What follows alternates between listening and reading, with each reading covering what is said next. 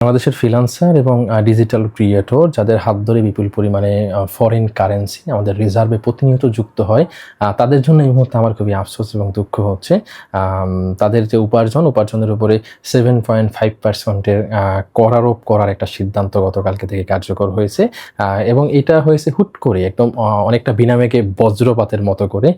গতকালকে অনেকের অ্যাকাউন্টে পেমেন্ট ঢুকেছে এবং পেমেন্ট ঢোকার পরে দেখা গেছে ফিরতি একটা মেসেজ দিয়ে 7.5%-এর মতো এই অ্যামাউন্টটা কেটে রাখা হয়েছে। এটা খুবই বড় একটা অ্যামাউন্ট। কারো যদি 1 লক্ষ টাকা অ্যাকাউন্টে ঢোকে সেখান থেকে 7,500 টাকা কেটে রাখা হচ্ছে।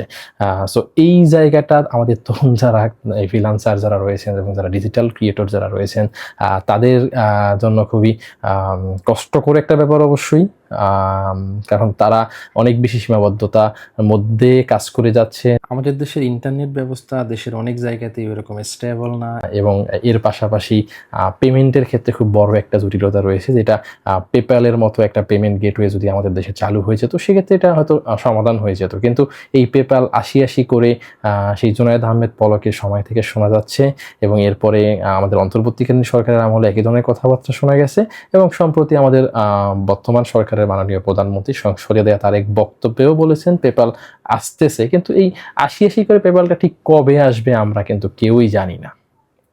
তো এই এত সীমাবদ্ধতা, এই সীমাবদ্ধতার মধ্যেও কিন্তু আমাদের তরুণরা প্রতিনিয়ত কাজের মধ্য দিয়ে বিপুল পরিমাণে ফরেন কারেন্সি আমাদের দেশে নিয়ে আসতেছিলেন এবং এটা আমাদের রিজার্ভে এবং আমাদের অর্থনীতিতে এটা বড় একটা বেনিফিশিয়াল হচ্ছিল বা এখনো পর্যন্ত হচ্ছে।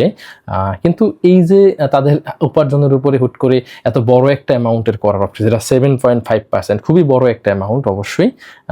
এই অ্যামাউন্টের করারোপ করাটা তাদেরকে কতটা উৎসাহিত করবে নাকি কাজের ক্ষেত্রে আরও বেশি একটু নিরুৎসাহিত করবে, সেটা নিয়ে আসলে আমার মনে হয় সরকারের একটু চিন্তা ভাবনা করা দরকার ছিল।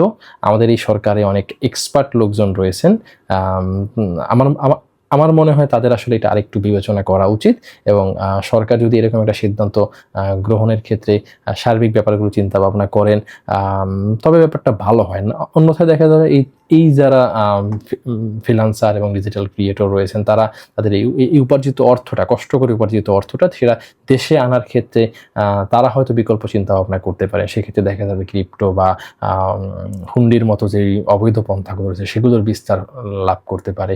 সেটা আসলে আমাদের বর্তমান সময়ের এই যে বঙ্গুর যে অর্থনীতির মধ্য দিয়ে আমরা যাচ্ছি সেটার জন্য এটা আরও বেশি একটা মরার উপর খরার গায়ের মতো করে নেমে আসতে পারে। কাজেই এ ধরনের একটা পরিস্থিতি আসলে আমাদের আসলে নাগরিক হিসাবে কারোই প্রত্যাশা না। আশা করি সরকার এ ধরনের সিদ্ধান্ত পুনর্বিবেচনা করবে। আপনি এই ব্যাপারে কি ভাবছেন? আপনার মন্তব্য কমেন্ট বক্সে জানাতে পারেন। And thank you so much for watching.